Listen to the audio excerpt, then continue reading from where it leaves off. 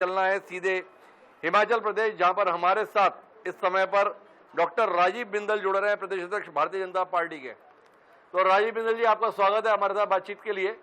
और जानना यही है कि जो हिमाचल में हो रहा है वो देश में क्यों नहीं हो रहा है। हिमाचल प्रदेश में माननीय नरेंद्र भाई मोदी जी के प्रति जो एक लगाव है, स्नेह है, वो इस वोटिंग पैटर्न से बिल्कुल स्पष्ट हो गया है। और हिमाचल की जनता ने एक बार फिर श्री नरेंद्र भाई मोदी जी के ऊपर और राष्ट्रीय अध्यक्ष श्री जगत प्रकाश नड्डा जी के ऊपर पूर्ण विश्वास व्यक्त किया है। और 4 की 4 सीटें भारतीय जनता पार्टी जीतती हुई दिखाई दे रही है और बहुत बड़े मार्जिन के साथ जीत रही है। लेकिन राजीव बिंदल साहब, मेरा सवाल था वो कुछ और था। मेरा सवाल इसी बात को लेकर था कि जैसा बहुमत हिमाचल में भारतीय जनता पार्टी के प्रत्याशियों को देखने को मिल रहा है, वैसा बहुमत इस आम चुनाव में देश में भाजपा और एनडीए के साथ नहीं दिख रहा। क्यों?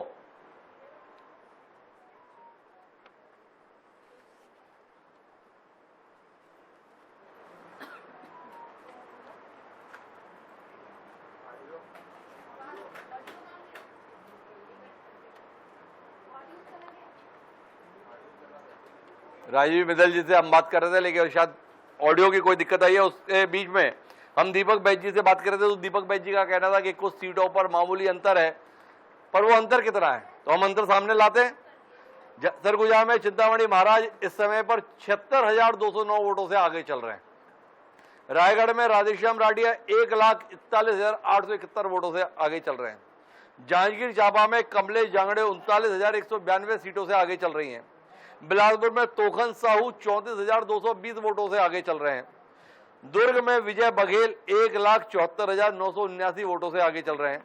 रायपुर में बृजमोहन अग्रवाल का अंतर इस समय 1,88,890 वोटों का है। महासमुंद में रूप कुमारी चौधरी 34,925 वोटों से आगे चल रहे हैं। बस्तर में महेश कश्यप 22,716 वोटों से आगे हैं। और कांकेर में भोजराज नाग 21,764 वोटों से आगे है। तो ये भारतीय जनता पार्टी के 10 प्रत्याशियों की स्थिति है 10 संसदीय क्षेत्रों में। कुल मिलाकर 20,000 के आसपास में 2 ही सीटें हैं। मध्य प्रदेश में कांग्रेस पूरी तरीके से साफ है। इतने बड़े अंतर हो गए हैं कि अब कांग्रेस के मध्य प्रदेश में एक भी सीट के जीतने के आसार नहीं है।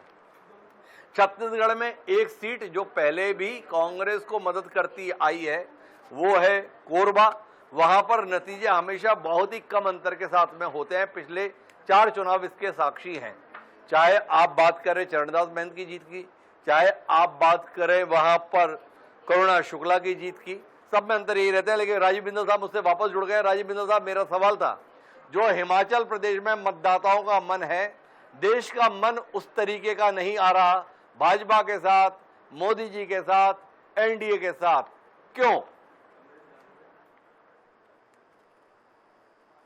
श्री नरेंद्र भाई मोदी जी का हिमाचल के प्रति जो अपार स्नेह और हिमाचल के जनमानस का मोदी जी के प्रति विश्वास वो अधिक है। राष्ट्रीय अध्यक्ष जगत प्रकाश नड्डा जी हिमाचल प्रदेश से आते हैं, उनके प्रति भी एक विशिष्ट लगाव इस वोटिंग पैटर्न ने प्रशस्त किया है। और हिमाचल प्रदेश की कांग्रेस पार्टी की श्री सुखविंदर सिंह सुक्खू जी की सरकार जो पिछले 1.5 साल से चल रही है, उसका और ये एक बहुत नकारात्मक रोल हिमाचल प्रदेश के जनमानस के प्रति रहा है। और हिमाचल की जनता ने उनकी कार्यशैली को पूरी तरह से रिजेक्ट किया है। इस प्रकार प्रदेश की कांग्रेस सरकार को नकारते हुए और श्री नरेंद्र भाई मोदी जी के प्रति विश्वास व्यक्त करते हुए भारतीय जनता पार्टी ये 4 सीटें जीतती हुई दिखाई दे रही है। तो आप जितनी भी दलील दिए बिंदल साहब, अभी साल भर पहले तो चुनाव हुए थे, उस समय नड्डा जी राष्ट्रीय अध्यक्ष ही थे, मोदी जी प्रधानमंत्री ही थे और आपकी सरकार भी थी। तो हिमाचल की जनता ने आपको नकार दिया था और इस बार आपके पक्ष में जनादेश दिख रहा है। यह जनादेश आपकी पसंद के कारण है या सुक्खू सरकार की नाकामी के चलते आपको वोट मिल गए? पार्टी की झूठी गारंटियों के कारण वो सत्ता में आए थे और वो उनकी कार्यशैली के कारण जनता में नहीं चुने गए थे। और बहनों को जिस तरह से उन्होंने ठगा, किसानों को ठगा, अलग अलग प्रकार से पहली कैबिनेट के अंदर 1 लाख नौकरियां देने का वायदा किया, तो ये सारे ऐसे फैक्टर थे हिमाचल में जिसके कारण अंतर आया और अंतर था 0.9% वोटों का। ये सब केवल और केवल कांग्रेस की मैनिपुलेशन, झूठी गारंटियों के कारण हुआ था और 1.5 साल में जनता का मोह भंग हुआ है कांग्रेस की सरकार के साथ। और मोदी जी के प्रति उस समय भी स्नेह था, आज भी है। एक बात बताइए बिंदल साहब, अब जैसे रुझान आ रहे हैं तो सुक्खू जी को मुख्यमंत्री बने रहने देंगे या उनको निपटा देंगे आप लोग?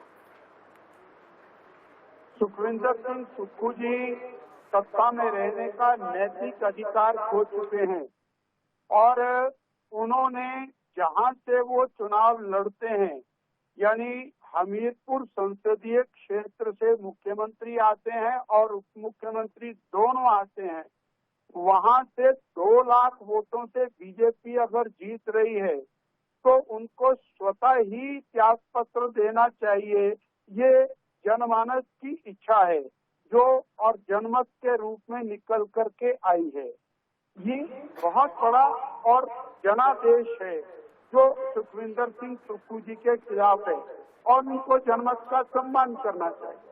अच्छा एक बात बताइए, ये 4 संसदीय क्षेत्रों में तो आपको जीत मिल रही है, वो जो 6 विधानसभा में उपचुनाव हो रहा है उनकी क्या जानकारी आपके पास है बिंदल साहब? अभी काउंटिंग जारी है, उसके अंदर लगभग ऐसा लगता है कि 50 यानी 3-3 सीटों का आंकड़ा रहेगा, परंतु अभी और काउंटिंग जारी है तो उसके अंदर भी कांग्रेस पार्टी ने पूरी तरह से शक्ति का दुरुपयोग किया है, सत्ता का दुरुपयोग किया। जो बीजेपी के विधायक चुनाव लड़ रहे थे उनके घरों पर डोजर चलाए, उनके खिलाफ झूठे मुकदमे दर्ज किए, उसके बावजूद बीजेपी वहां जीतती हुई दिखाई देती है 3 सीटों के ऊपर, तो ये बहुत बड़ी उपलब्धि है। पर एक बात बताओ बिंदल साहब, लोकसभा में आप जीत रहे हो, सरकार तो हिमाचल में ऐसा तो है नहीं कि लोकसभा में आप जीत जाओ, विधानसभा में हम धांधली कर देते हैं। अगर उन्होंने जोर दिखाया होगा तो लोकसभा में भी दिखाया होगा, तो फिर तो ये लोकसभा भी आपको हारनी वारनी चाहिए। लोकसभा में भी उन्होंने बहुत ताकत लगाई, कोई कम नहीं लगाई, दुरुपयोग भी किया, शक्ति का, धन का, हर चीज का किया, परंतु बड़ी सीटें हैं और जनमानस ने खुल करके वोट किया है। ये एक बहुत बड़ा और जनमत है जो हमारे सामने है, सबको दिखाई दे रहा है। जनमत दिखाई दे रहा है, सुक्खू सरकार को नैतिक रूप से कोई अधिकार नहीं है सत्ता में बने रहने का।